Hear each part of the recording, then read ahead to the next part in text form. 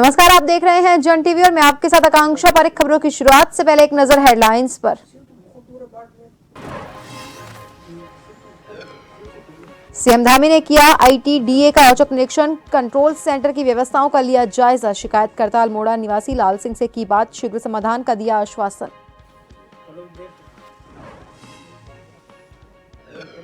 उत्तराखंड में uniform civil code जल्द होगा पेश। वक्फ बोर्ड के अध्यक्ष शादाब शम्स ने मुख्यमंत्री का जताया आभार, कहा मील का पत्थर साबित होगा यूसीसी का ड्राफ्ट।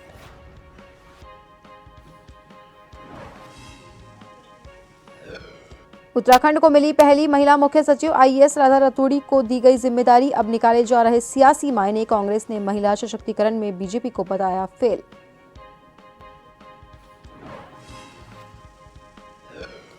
उधम सिंह नगर में पुलिस ने नकली दवा फैक्ट्री का किया भंडाफोड़, 2 आरोपियों को किया गिरफ्तार। ब्रांडेड कंपनी की लाखों रुपए की दवा बनाने की मशीन और अन्य उपकरण बरामद।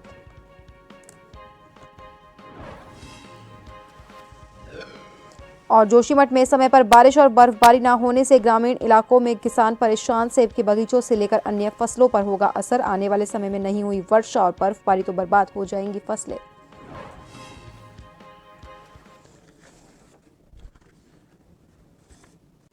और अब खबरें विस्तार से। सीएम हेल्पलाइन 1905 और इंटीग्रेटेड कमांड और कंट्रोल सेंटर की व्यवस्थाओं का सीएम धामी ने जायजा लिया। कंट्रोल रूम से शिकायतकर्ता अल्मोड़ा निवासी लाल सिंह से बात कर समस्या का शीघ्र समाधान करने का मुख्यमंत्री ने आश्वासन दिया। इंटीग्रेटेड कमांड और कंट्रोल सेंटर से यातायात व्यवस्थाओं का भी मुख्यमंत्री ने अवलोकन किया। मुख्यमंत्री पुष्कर सिंह धामी ने आईटीडीए का औचक निरीक्षण किया। इसके साथ ही कंट्रोल रूम में कार्य कर रहे कार्मिकों से कहा कि लोगों की विभिन्न समस्याओं से संबंधित जो भी फोन कॉल्स आ रहे हैं, लोगों से शालीनता से बात कर उनकी समस्याएं सुने और जिस विभाग से संबंधित शिकायत है यथाशीघ्र संबंधित विभाग को भेजे।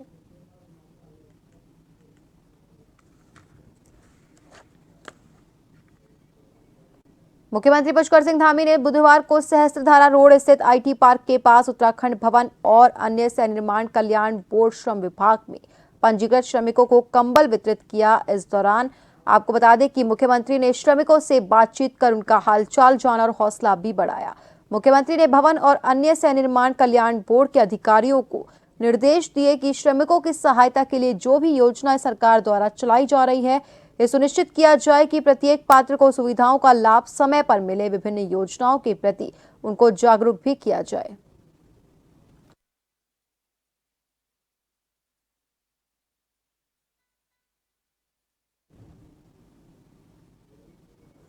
समान नागरिक संहिता को लेकर उत्तराखंड के मुख्यमंत्री पुष्कर सिंह धामी ने अपना रुख स्पष्ट कर लिया है। यूनिफॉर्म सिविल कोड के लिए बनाई गए विशेष कमेटी 2 फरवरी को ड्राफ्ट सरकार को सौंप देगी। इसके बाद आगामी विधानसभा सत्र में विधेयक पेश कर इसको कानून के रूप में अमली जामा पहनाया जाएगा। वक्फ बोर्ड के अध्यक्ष शादाब शम्स ने मुख्यमंत्री का आभार व्यक्त करते हुए कहा कि विकसित भारत को और मजबूत करने की दिशा में ये यूसीसी का ड्राफ्ट मील का पत्थर साबित होगा।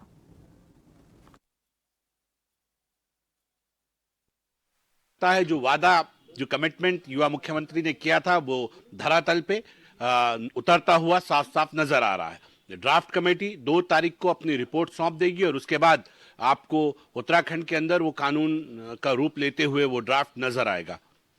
मैं ड्राफ्ट कमेटी को भी बधाई देता हूं कि ड्राफ्ट कमेटी ने हर धर्म, हर जाति, हर संप्रदाय के व्यक्ति से बात की है और बात करते हुए उन्होंने सबकी भावनाओं का ध्यान रखा है। मुझे उम्मीद है कि जब यूसीसी का ड्राफ्ट सामने आ जाएगा तो इसके ऊपर लोग डिस्कशन करेंगे, लेकिन मेरा मानना है कि हम विकसित भारत की ओर बहुत ईमानदारी से आगे बढ़ रहे हैं माननीय मोदी जी के नेतृत्व में। उत्तराखंड को आज पहली महिला मुख्य सचिव मिल गई है। राज्य सरकार ने आईएएस राधा रतूड़ी को मुख्य सचिव की जिम्मेदारी दी है। इसके बाद राज्य सरकार ने अपनी रफ्तार महिला सशक्तिकरण की राह में बनाए रखी। उत्तराखंड शासन ने आदेश जारी कर दिया जिसके अब राजनीतिक मायने भी निकाले जा रहे हैं, जिससे सत्ताधारी दल के लिए लोकसभा चुनाव में महिलाओं के वोट प्राप्त करने के लिए मास्टर प्लान माना जा रहा है। सरकार में पहली महिला मुख्य सचिव बनने पर भाजपा जनता पार्टी इसे अपनी महिला सशक्तिकरण की पॉलिसी बता रही है, वहीं कांग्रेस महिला सशक्तिकरण में भाजपा को विफल बता रही है।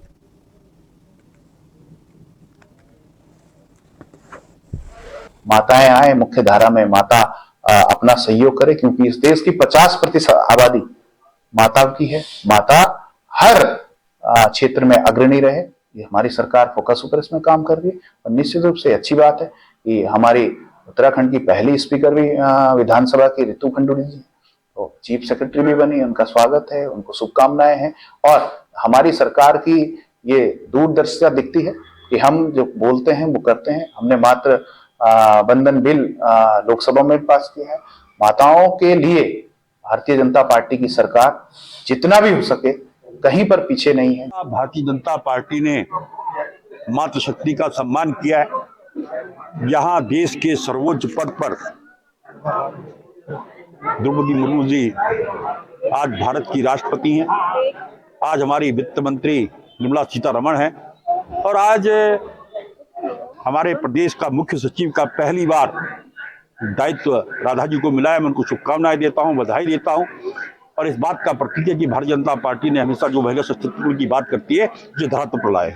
महिला सशक्तिकरण के लिए भाजपा क्या कार्य कर रही है तो बेटी अंकिता भंडारी की माताजी से पूछिए, पिताजी से पूछिए और उन 872 बेटियों के परिवारों से पूछिए जिनके साथ 21-22 में रेप हुए हैं और 22-23 में 907 बेटियों के साथ प्रदेश में रेप हुए हैं। उनके परिजनों से आप पूछ लीजिए कि उनके दिलों पे क्या गुजर रही है।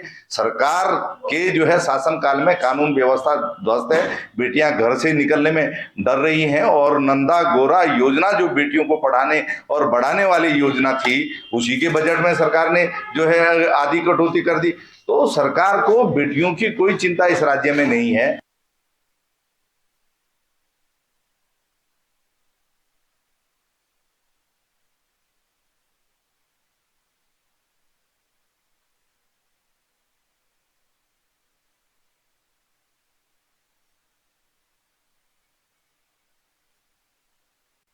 मसूरी में भारतीय जनता पार्टी के कार्यकर्ताओं ने मसूरी विधायक कैबिनेट मंत्री गणेश जोशी का जन्मदिन धूमधाम के साथ मनाया। इस मौके पर सभी कार्यकर्ता पिक्चर पैलेस चौक पर इकट्ठा हुए और गणेश जोशी जिंदाबाद के नारे लगाए। इसके साथ ही एक दूसरे को मिठाई खिलाकर जन्मदिन की खुशियां मनाई। इस मौके पर सभी लोगों ने कैबिनेट मंत्री गणेश जोशी की लंबी उम्र और स्वस्थ जीवन की कामना की।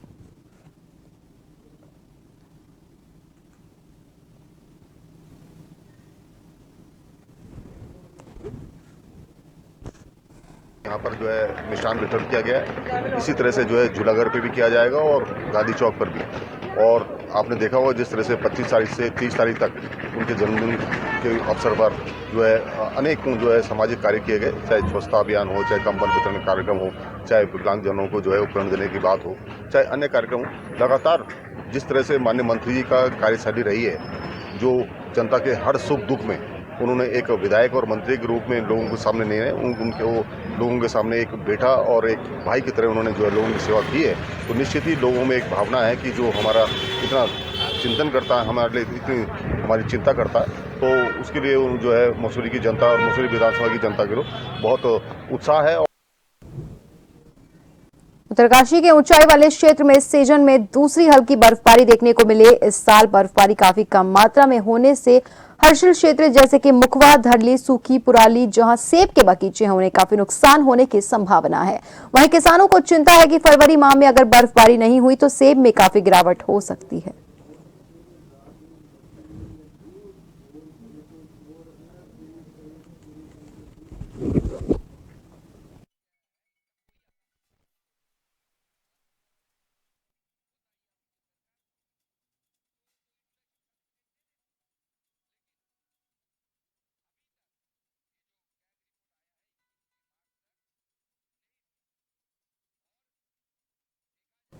बुधवार को लोहागढ़ के नगर पालिका सभागार में शक्ति वंदन कार्यक्रम का आयोजन किया गया। भाजपा महिला मोर्चा जिला अध्यक्ष सुनीता मुरारी और ब्लॉक प्रमुख चंपावत रेखा देवी मौजूद रही। वहीं लखपति दीदी योजना के समूह से माध्यम से रोजगार कर रही जिले की 40 महिलाओं को सम्मानित किया गया। इस योजना से कई महिलाओं को रोजगार मिल रहा है, वो अपने परिवार का सम्मान पूर्वक भरण पोषण करने में सक्षम है।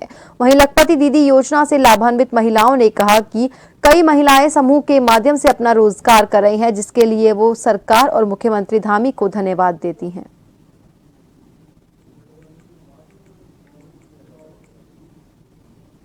कार्यक्रम चल रहा है, सब ये हमारे राष्ट्रीय लेवल से चल रहा था। इससे पूर्व में हमारा 24 तारीख को हरिद्वार में एक कार्यक्रम किया गया था और उसी के साथ साथ हमारे यहाँ पर भी जिला स्तरीय संयोजक सह संयोजक हम लोगों को बनाया गया था, जिसमें हमारे संयोजक हमारे भाई साहब सतीश पांडे जी और ब्लॉक प्रमुख बिंदा फत्याल जी, आप लोगों के सहयोग से ये शक्तिबंधन कार्यक्रम हम लोग आज करने जा रहे हैं, जिसमें हम लोग शक्तिबंधन कार्यक्रम में हमें ये कार्यक्रम भारतीय जनता पार्टी का है। हमारे गांव में सब महिलाएं मतलब मेरे साथ जुड़ी हुई हैं, समूह के माध्यम से जुड़ी हुई हैं। सभी लोग हम समूह के उससे बहुत अच्छा वो कर रहे हैं, क्योंकि पहले हमें कुछ पता भी नहीं होता कि समूह से क्या होता है, क्या होता है। समूह के बारे में ही पता नहीं था हमें कि समूह क्या है, ये करके हमें पता नहीं था। फिर हम धीरे धीरे मतलब जुड़े, हमें सब समूह के बारे में जानकारी मिली और हमें लगभग दीदी में ऐसे काम होता है, वो होता है। हमने अपने स्वरोजगार खोले, उसके बाद हमने स्वरोजगार खोला। हमें मतलब महीने की हमें कम से कम पहले तो हमें कुछ मतलब उनका हम घर का एक घर की रिश्ते में रहते थे, अब हमें सब जानकारियां भी मिलती हैं। हम लोग समूह के माध्यम से अब 8-10 हजार कम से कम कमा लेते हैं। भारत तिब्बत सीमा पुलिस बल जोशीमठ सुनील के द्वारा ग्राम सभा बड़गांव में एक निःशुल्क मेडिकल कैंप का आयोजन किया गया। वहीं आपको बता दें कि भारतीय तिब्बत सीमा पुलिस बल के द्वारा जोशीमठ ब्लॉक के तकरीबन 3 गांव में हर महीने फ्री मेडिकल कैंप का आयोजन किया जाता है, जिसमें सैकड़ों हजारों लोग इस फ्री मेडिकल कैंप का लाभ लेते हैं। इस दौरान ग्राम सभा बड़गांव में तकरीबन सैकड़ों की तादाद में लोगों ने इस फ्री मेडिकल कैंप का लाभ लिया।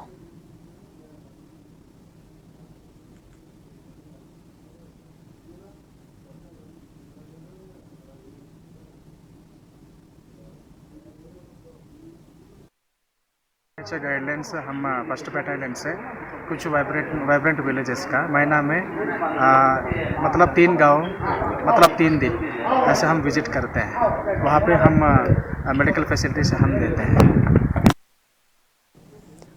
हल्द्वानी में यूथ कांग्रेस और जिला कांग्रेस कमेटी की ओर से प्रदर्शन किया गया। चंडीगढ़ में कांग्रेसी पार्षदों को निष्कासित करके सत्ताधारी पार्टी के मेयर बनने का विरोध जताया, केंद्र सरकार के खिलाफ नारेबाजी की। वहीं यूथ कांग्रेस ने भाजपा पर आरोप लगाते हुए कहा कि अब भारत के अंदर हिटलरशाही लागू हो गई है, लोकतंत्र की हत्या की जा रही है।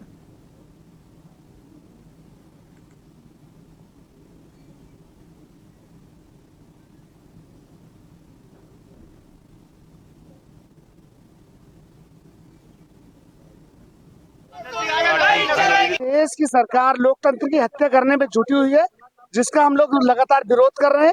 चंडीगढ़ में जो कांग्रेस के पार्षद थे उनको बर्खास्त करने का काम किया गया, वो बेहद दुर्भाग्यपूर्ण है और हम लोग मांग कर रहे हैं कि इस तरीके की हिटलरशाही, इस तरीके की गुंडागर्दी, इस तरीके लोकतंत्र का हनन बिल्कुल बंद किया जाए, वरना युवा कांग्रेस और मजबूती से इनके खिलाफ आर पार की लड़ाई लड़े। हमारा देश इस समय बहुत एक नागरिक के तौर पर बड़ा चिंता का विषय है कि हमारे देश की संविधान को ताक पर रखा गया है, लोकतंत्र खतरे में है। हम लगातार कहते रहे हैं, लेकिन अब तो वो खतरा स्पष्ट नजर आने लगा है। लोकतंत्र खतरे में तो तब भी था जब ये चुनी हुई सरकारों को तोड़ने का काम कर रहे थे, विधायकों सांसदों को खरीद फरोख्त करने का काम कर रहे थे, लेकिन आज तो ये और कई कदम आगे निकलने का काम किया है। ताजा उदाहरण चंडीगढ़ का आपने देखा होगा, किस प्रकार सत्ता का दुरुपयोग हुआ। एक संगठन एक पार्टी के पास सदन में स्पष्ट बहुमत है, उसके बाद भी उसके पार्षदों की वोटों को कैंसिल करा करके दूसरी पार्टी का मेयर बना दिया जा रहा है। ये क्या है?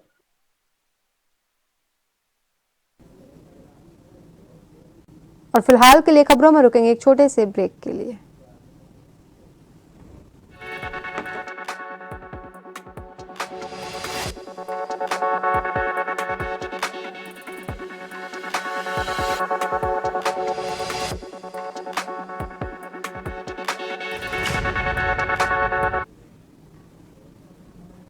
ब्रेक के बाद एक बार फिर से आप सभी का स्वागत है। बढ़ते हैं अगली खबर की ओर। बजट 2024-25 को लेकर देहरादून में होटल कारोबारियों की यूनिफॉर्म टैक्सेशन की मांग की है। दरअसल उनका कहना है, हम चाहते हैं कि सरकार व्यवसायियों की सामाजिक सुरक्षा के लिए कुछ प्रस्ताव करे। व्यवसायी सरकार को ज्यादा टैक्स देते हैं, चाहे वो जीएसटी के रूप में हो, लेकिन बदले में उन्हें क्या मिलता है? हम केंद्र सरकार से आग्रह करना चाहते हैं कि एक प्रोविडेंट फंड के रूप में 1% ऑफ इनकम, जो इनकम टैक्स हमने मुहैया कराया है, सरकार को निश्चित मात्रा के रूप में हमें मिले।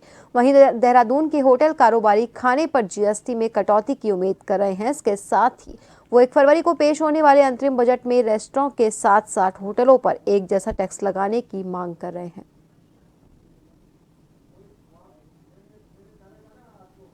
अभी देखिए, एक हम लोगों के यहाँ जीएसटी लगता है, गुड्स एंड सर्विसेज टैक्स, तो हमारे यहाँ एक दुर्भाग्य की बात यह है कि हमारे यहाँ एक रेस्टोरेंट में अगर खाना खाता है एक इंसान तो वो 5% टैक्स देता है, जबकि वही खाना अगर वो अपने यहाँ अपने होटल में खाता है, अपने होटल के रूम में खाता है, तो उस पर उसका टैक्सेस लेवल जो होता है 12% होता है या 18% होता है।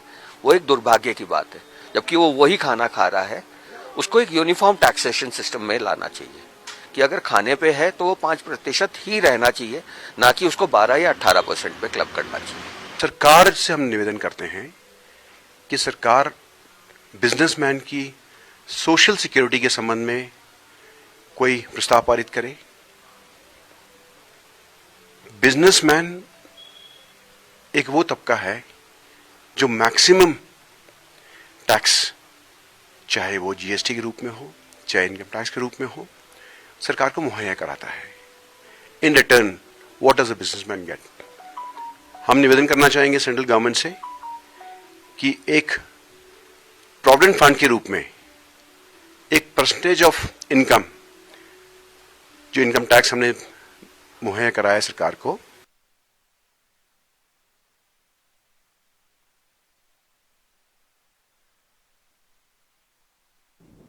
देहरादून के एक निजी होटल में आयोजित बीजेपी प्रदेश मीडिया कार्यक्रम में सभी जिलों के सोशल मीडिया के पदाधिकारी शामिल हुए। इस एक दिवसीय वर्कशॉप में केंद्र और राज्य सरकार की नीतियों को लेकर चर्चा की गई। इसके साथ में सोशल मीडिया के टूल को 2024 के लोकसभा चुनाव में किस तरह से इस्तेमाल किया जाना है, इस पर मंथन किया गया। इस वर्कशॉप में मुख्यमंत्री पुष्कर सिंह धामी, भाजपा प्रदेश अध्यक्ष महेंद्र भट्ट, राज्यसभा सांसद अनिल बलूनी सहित कई पदाधिकारी और कार्यकर्ता शामिल हुए।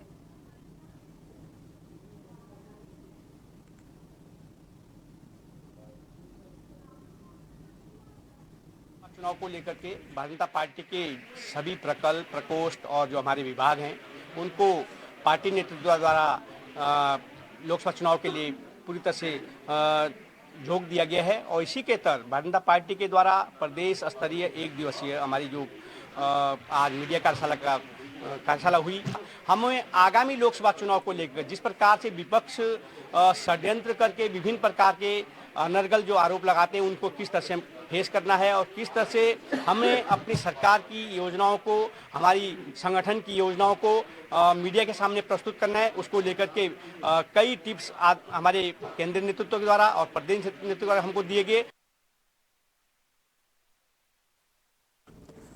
जोशीमठ ब्लॉक के अंतर्गत आने वाले दर्जनों गांव के स्थानीय किसान इस साल भी समय पर बारिश और बर्फबारी न होने के चलते काफी परेशान हैं। वहीं पिछले कई सालों से ग्रामीण इलाकों में बर्फबारी नहीं हो रही है, जिसका सीधा असर किसानों के सेब के बगीचों से लेकर फसलों पर पड़ रहा है। वहीं जोशीमठ नगर के आसपास के ग्रामीण इलाकों के सारे किसानों का कहना है कि अगर इस साल भी समय समय पर बारिश और बर्फबारी नहीं होगी तो आने वाले दिनों में उनके खेतों में तैयार की हुई तमाम प्रकार की फसल और सेब के बगीचे पूरी तरह से बर्बाद हो सकते हैं।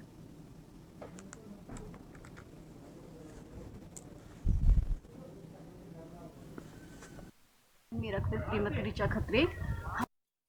बार बर्फबारी नहीं हुई है, जिस कारण हमारे खेतों में सारी फसल, गेहूं, मटर आदि सारी फसल सूख गए हैं। कितने सालों से बर्फबारी नहीं हो रही है आपके गांव में? लगभग कई सालों से हमारे गांव में अच्छे से बर्फबारी नहीं हो रही है। इस बार तो बिल्कुल बर्फबारी नहीं है, सूखा पड़ गया है, चारों तरफ से जंगलों में आग भी लग चुकी है। और आज तक मैंने जन्म से लेकर आज तक इतने बुढ़ापे में भी अब देख रही हूँ कि यहाँ पे बारिश पानी कुछ नहीं है और जो भी खेतों में फसल बो रखा है वो सब सूख गए, जैसे मटर, धनिया, गेहूं, जौ आदि सारे सूख गए। बर्फबारी और बारिश न होने के चलते जोशीमठ ब्लॉक के अंतर्गत आने वाले दर्जनों गांव के किसान इस वक्त भूखमरी की कगार पर हैं। आपको बता दें कि इस वर्ष भी पहाड़ों में बर्फबारी नहीं हो रही है, जिसका खामियाजा किसानों को झेलना पड़ रहा है। जानकारी दे दें कि पहाड़ों में आजकल मौसम काफी साफ बना हुआ है और किसानों को इंतजार है बारिश और बर्फबारी का। और आप मेरे पीछे देख सकते हैं किस तरीके से जोशीमठ ब्लॉक के अंतर्गत आने वाले दर्जनों गांव के किसानों के खेत बिना बर्फबारी और बारिश के चलते किस तरह से सूखे दिखाई दे रहे हैं। ये देख सकते हैं बंद गोभी की फसल किस तरह से नष्ट हो चुकी है, फूल गोभी की फसल पूरी तरह से नष्ट हो चुकी है, बीन्स की फसल पूरी तरह से नष्ट हो चुकी है। और गेहूं जो की फसल की अगर मैं बात करना चाहूं तो गेहूं जो की फसल भी बिना बर्फबारी और बारिश के चलते पूरी तरह से बर्बाद हो चुकी है। वहीं स्थानीय किसानों का कहना है कि विगत कई वर्षों से ग्रामीण इलाकों में बर्फबारी नहीं हो रही है समय अनुसार और जिसका खामियाजा किसानों को झेलना पड़ रहा है। वहीं स्थानीय किसानों का यह तक कहना है कि अगर इस वर्ष भी ग्रामीण इलाकों में बर्फबारी नहीं होगी तो उनके खेतों में जो लहराती हुई फसल है वो फसल भी पूरी तरह से बर्बाद हो सकती है। कैमरामैन साथी सावन राणा के साथ नवीन सिंह, जोशीमठ। उधम सिंह नगर की एसओजी टीम और काशीपुर पुलिस ने संयुक्त कार्रवाई करते हुए नकली दवा बनाकर लोगों के स्वास्थ्य के साथ खिलवाड़ करने वाली नकली दवा फैक्ट्री का भंडाफोड़ कर दिया। नकली दवा का कारोबार करने वाले लोगों द्वारा ऑनलाइन दवाई की सप्लाई की जाती थी। पुलिस को इस फैक्ट्री में कई नामी गिरामी कंपनियों की नकली दवा मिली। वहीं पुलिस ने रुड़की में रहने वाले 2 आरोपियों को भी गिरफ्तार किया। नकली दवा के धंधे का मुख्य आरोपी फरार चल रहा है। पुलिस द्वारा उसकी धरपकड़ की कार्रवाई जारी है। थाना क्षेत्र में एक अवैध रूप से नकली दवाई बनाने का, एक घर में नकली दवाई बनाने का फैक्ट्री संचालित किया जाता था और ब्रांडेड दवाइयाँ, टोटल ठेठ नकली दवाई बना के, बिल्कुल अंदर दवाई भी नहीं रहता, मात्र कैल्शियम की गोली बना के उसको उसका आकार देके उसकी अच्छी ब्रांडिंग करके नकली पैकेजिंग करके नकली दवाइयाँ बनाने का एक फैक्ट्री संचालन होता था। इस संपूर्ण नकली दवाइयों का फैक्ट्री का भांडाफोड़ किया है। समस्त उपकरण को हमने जब्त कर लिया है। 2 अभियुक्त हाथों हाथ मौके में पकड़ में आए हैं, उनको गिरफ्तार कर लिया है। ड्रग इंस्पेक्टर द्वारा ये फर्द बनाया गया है, वो गिरफ्तारी अमल में लाई गई है। आगे का इन्वेस्टिगेशन जो है पुलिस करेगी क्योंकि आईपीसी की धारा भी संलिप्त है, मतलब इसमें समायोजित हो चुका है। और अब आखिर में एक नजर हेडलाइंस पर।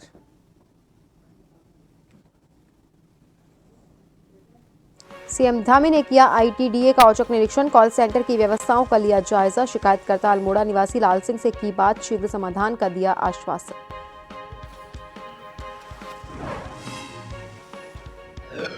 उत्तराखंड में यूनिफॉर्म सिविल कोड जल्द होगा पेश। वक्फ बोर्ड के अध्यक्ष शादाब शम्स ने मुख्यमंत्री का जताया आभार, कहा मील का पत्थर साबित होगा यूसीसी का ड्राफ्ट।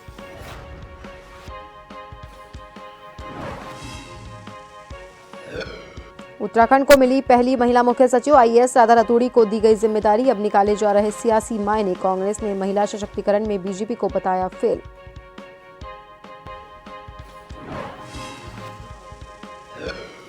उधम सिंह नगर में पुलिस ने नकली दवा फैक्ट्री का किया भंडाफोड़, 2 आरोपियों को किया गिरफ्तार। ब्रांडेड कंपनी की लाखों रुपए की दवा बनाने की मशीन और अन्य उपकरण बरामद।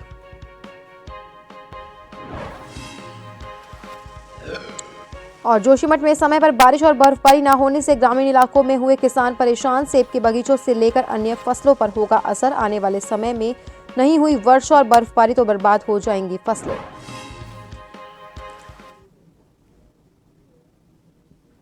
और फिलहाल के लिए खबरों में बस इतना ही। बने रहिए जन टीवी के साथ। नमस्कार।